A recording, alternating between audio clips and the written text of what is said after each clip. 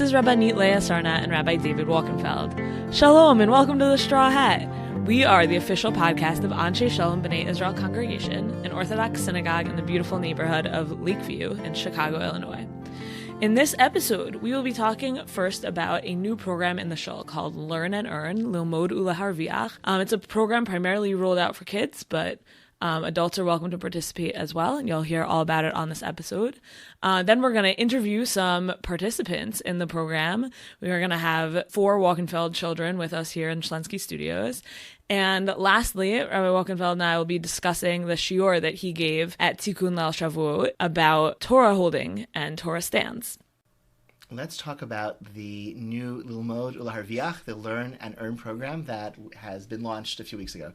Tell us about it, what's it for, who's it for, and what's the educational goals? Sure. So Lilmod Uleharviach, or Learn and Earn, is a new program, I guess primarily directed towards kids in the shul, but if adults want to participate, I've told many an adult, they learn something, I will give them a sticker. When kids learn stuff, they get an option of a gift certificate to Windy City, Starbucks, or unabridged books. So, if you learn a lot of stuff, you can really do well in this program. And the goals are for kids to master these kind of core Jewish skills. Most of them are either things that you need to learn how to read or say perfectly, or things that we think, I guess, someone should have memorized. So let's. I'm sort of curious. What would be something that you believe a child growing up in our community should have memorized? So I think one of the brachot that I think everyone should have memorized, and a child in our shul growing up in our shul should have memorized, is the bracha you say after you go to the bathroom. It's a really beautiful bracha. I think it teaches you this kind of Jewish body awareness of it is a miracle that your body works, and even to do something that's kind of quote unquote disgusting, like go to the bathroom, that's actually a miraculous thing. And if you couldn't go to the bathroom well, that would be a big problem in your life. And so to walk out of the bathroom and be able to say this absolutely beautiful bracha that's just long enough to be hard, it's longer than Hamotzi, for example, but short enough that even someone, in first or second grade could really memorize it and say it and make it part of their daily practice. Yeah, I'll just say, as in my capacity as a parent in the shul, I think teaching my first grader to say Asher Yatzar by heart was not something that I had really prioritized until the program came along, and with a few weeks of practice, she was able to memorize it, and now it's something that she's able to incorporate into her religious life as a young Jewish person growing up, hopefully absorbing all of those values that you just mentioned. So tell me, what are some other skill sets that are included in this program? So some of them are kind of Shabbat skills that maybe just in the home people are doing it, but parents are doing it instead of kids. So I think kids should know how to say Kiddush. I don't know that you need to say Kiddush by heart, but I want you to be able to get all the words right. I want you to have a general sense of what it means and be able to read it perfectly. Also, reading Hebrew is not easy, and even if you're great at modern Hebrew, reading some of these liturgical texts, learning how to read really carefully that you can get all of the nikudot correctly, all the accents right, and say all the words. And you hear adults making mistakes in these kind of liturgical moments all the time. So what if we have an opportunity now to teach kids how to not make those mistakes? Indeed, that's good. Just one aside that was raised.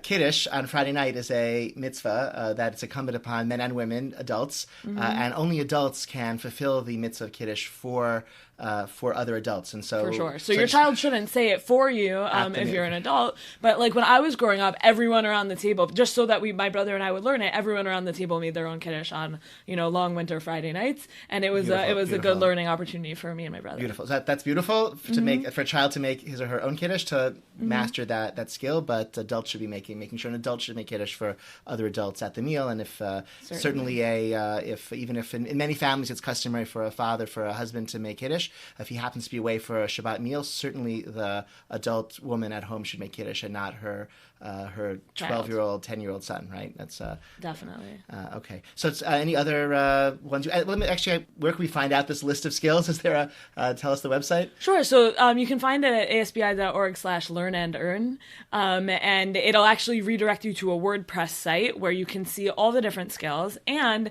I'm so glad you asked, because this is really important. When you see the list of skills, there's hyperlinks attached, so that let's say there's a skill that is on that list, but that actually the parents don't know. Let's say one of the sets of skills that's nature blessings. I've actually had the opportunity. We've had all this crazy weather in Chicago recently. I feel like every other day I'm saying the thunder and lightning blessings, and it's really useful. Chicago's really great for nature blessings. Yeah, Chicago's great for nature blessings, and I actually get an opportunity to see them all the time.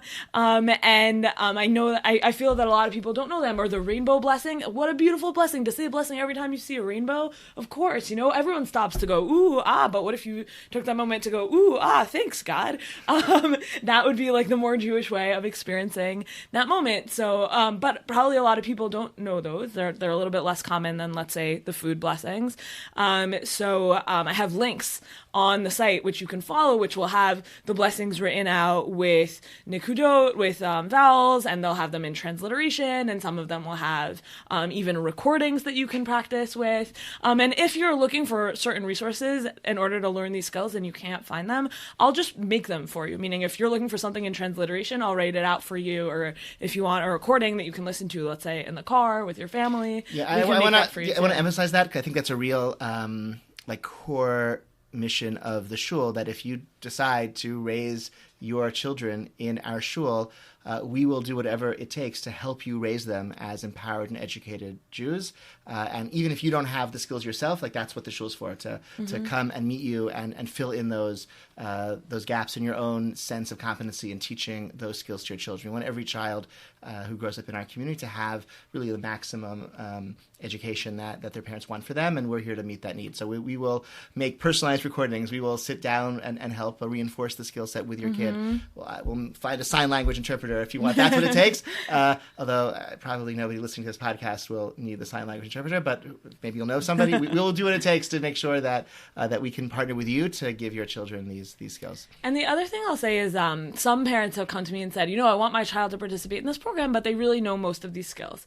So two things. One is that often I'll push a little deeper and it'll turn out that the child kind of knows most of the skills, and that this might be actually a push for them to fully master it. So, I know this because I can read it. Well, do you know it by heart? That might be a good thing to know by heart. So that's step one. And then step two is if your child really has mastered all of these, great. There is so much Jewish stuff that should just be in your head. I have a teacher that Rabbi Aryeh Klaver always says, what do you think about when you're stuck at red lights? And the answer for most people is well, I'm listening to podcasts, so maybe I'm listening to the Straw Hat, so I don't know. But that was really his kind of push towards memorization. My grandfather felt, Alav Hashalom, felt very strongly that Jews should have this corpus of memorized texts that are just in their heads, and that actually memorization is just a core part of being a human. And obviously with computers and Google and blah, blah, blah, that has really declined, but I would still say that some of the texts that I memorized as a child are very much kind of in my head, bouncing around, serve as these kind of core identity pieces, and I would want that kind of for everyone. Great. We're joined in Shlensky's studio today by some special guests. We have Noam, Hillel, Akiva, and Sophie Wolkenfeld with us. And they're here because they have participated, or in the process of participating, in our Learn and Earn program. I'm here with Sophie. Sophie, what did you learn for Learn and Earn? So, I learned a shiur. And what was that process like for you? Did you enjoy learning it? Yes, I started by learning Islam, and I practiced. Where did you practice? Well, I practiced after I went to the bathroom. Oh, that's great. And I practiced with my mom, and she helped me memorize it. That's great. Fantastic. All right. Hillel and Akiva, you guys also both just learned one skill. Go for it. Tell us about it. We learned Bereinah Fashot. It was really fun. Great. Can you tell us, just for people listening, how can they, if they see one of you or both of you, who's Akiva and who's Hillel? It's really easy for me to tell, as long as I can look at you. But any tips for our listeners? Hillel is taller. Akiva is shorter. I'm shorter. Fantastic. Okay. Noam, you have not yet completed a Learn and Earn task, but you have a goal that you're working on? Yep. I'm working towards finishing the memorization of Al Hanicha, and I'm looking forward to that grande coffee. Noam has a major Starbucks fix, so this is actually going to be an important source of his meeting that need, I think. So look to see him in your office a lot, checking off various skills. Great, Noam. There's a lot of Torah for you to memorize, so it's going to be exciting. I'd also like to add that Hillel has a dimple and Akiva does not, so that's a good way to keep them apart. Yeah. Do you guys ever get confused which one of you is which? No, not really.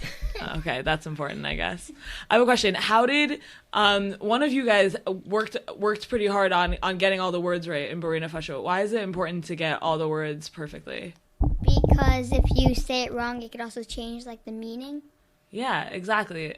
So sometimes I'm a little bit of a stickler when people come to me telling me that they know some scale. I'm a little bit of a stickler of like, you got to say that word again, or I'll like prompt people like, say it again, say it a little bit better, because the words actually matter, because these words, even if they're a little bit foreign sounding to us, these words have meanings, and those meanings are preserved when we understand them and when we enunciate them correctly, and slight differences between like an ah sound or an a sound, for example, can completely change the meaning of a word, and then you're saying a blessing that means something totally different than what you think it means or what it's supposed to mean. That's, if we believe blessings are powerful things, then we need to be careful in how we pronounce them. So we're recording this podcast coming just off of Shavuot, and Rabbi Wolkenfeld and I both had the opportunity to do quite a bit of teaching on Tikkun Leil Shavuot. And Rabbi Wolkenfeld actually did some prepared a new shiur she hadn't taught before. Do you want to tell our listeners about it? I would love to. I hope sometime in the coming weeks, sometime over the summer, to teach this material in our shul at a more conventional hour. 2 a.m., not Beit Midrash Wednesday time. Yeah, conventional for Chicago daylight time at some point in the summer. But I know we have listeners who are all over the world and all over the country, and even in Chicago can't necessarily attend a shiur on a Shabbat afternoon, and so I'm really happy to kind of share. I found the topic really, really fascinating. We just had the chance at the shul to dedicate our Torah bench in memory of Bert Levinson. Our Torah bench is where the Torah rests during the Haftorah, or days when we take out 2 or 3 Sifrei Torah. It's where the Sifrei Torah rest when they aren't being read, when the first or second is being read.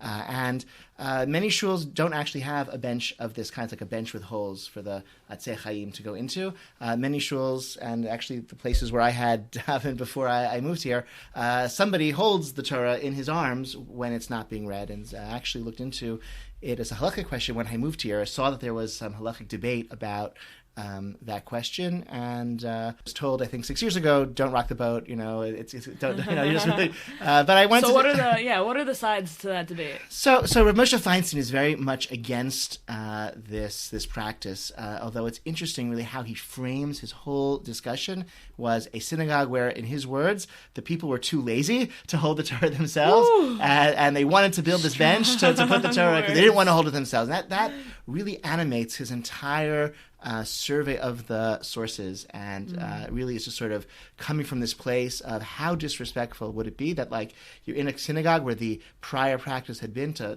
hold the Torah lovingly in your arms, and instead you're just leaving it on a bench where he feels it isn't really protected.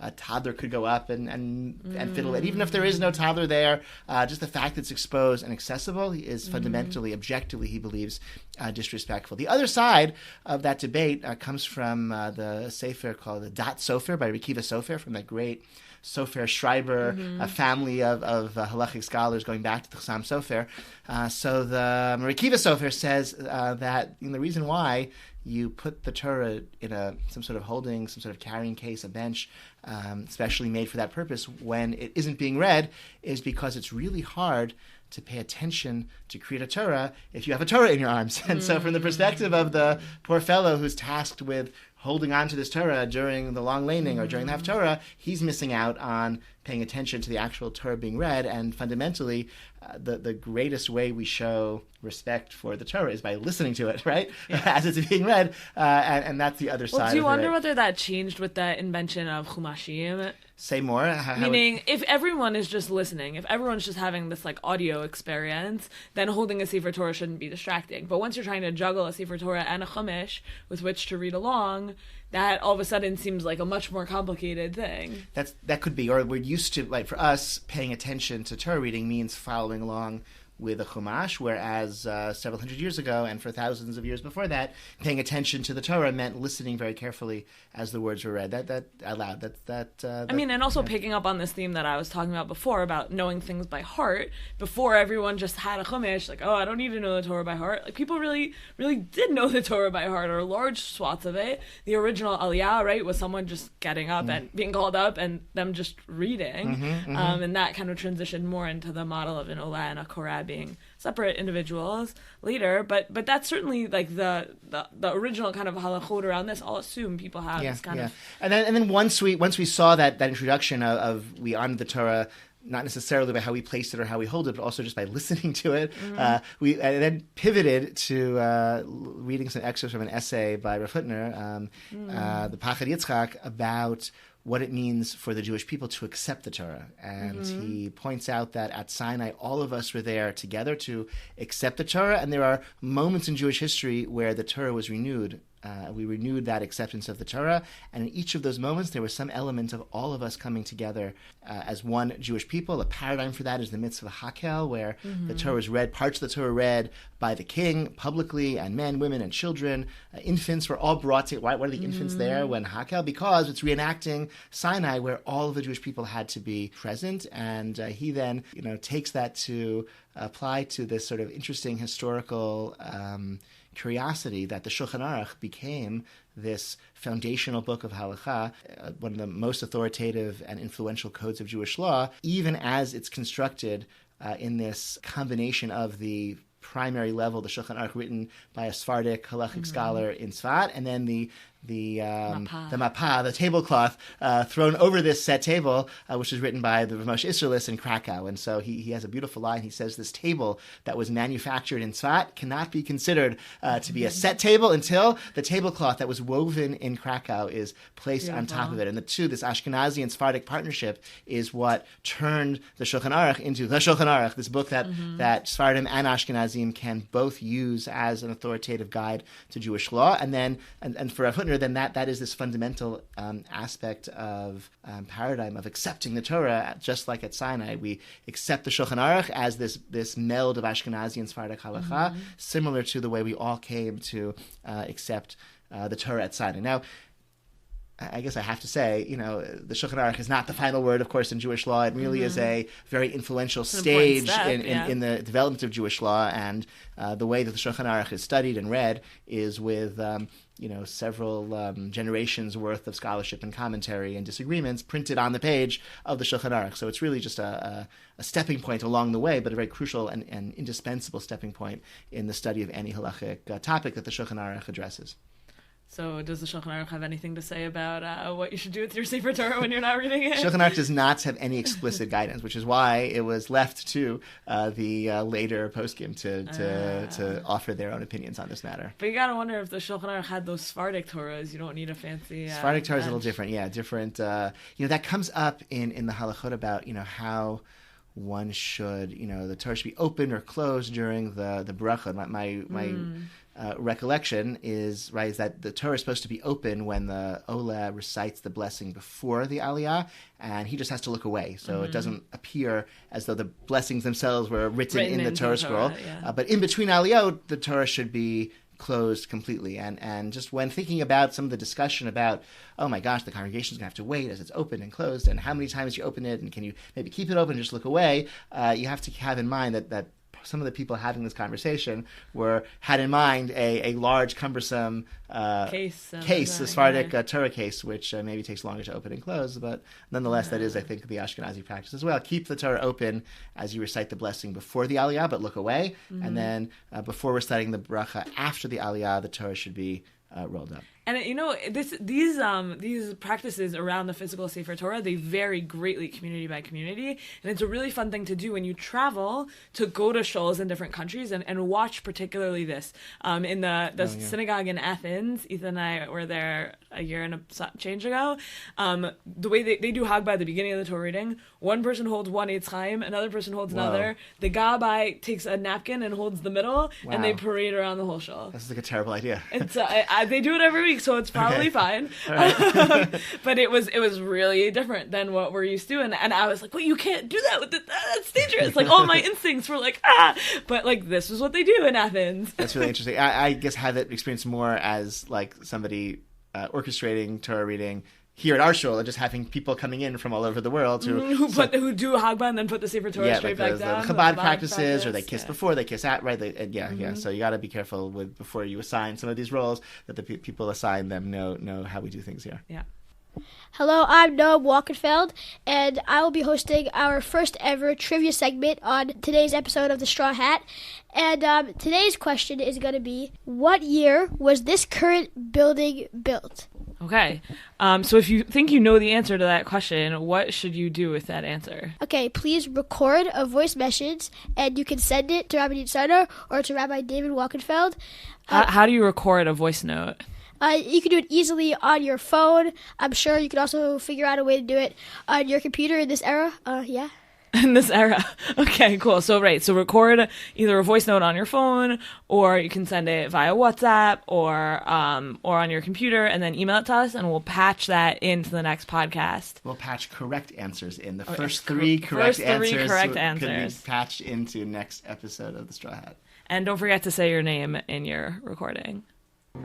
Thank you so much for listening to this episode of The Straw Hat. We hope that you enjoyed very much. If you have positive feedback, you can send it to us by email or let us know in person. Negative feedback, you can go to the ASBI Learn and Earn website, and on that website there's a hidden contact page, so you can find the contact page and then use that to submit your negative feedback. If you have answers to our first ever trivia question, send them in by voice note so that everyone can hear your voice telling us your answer.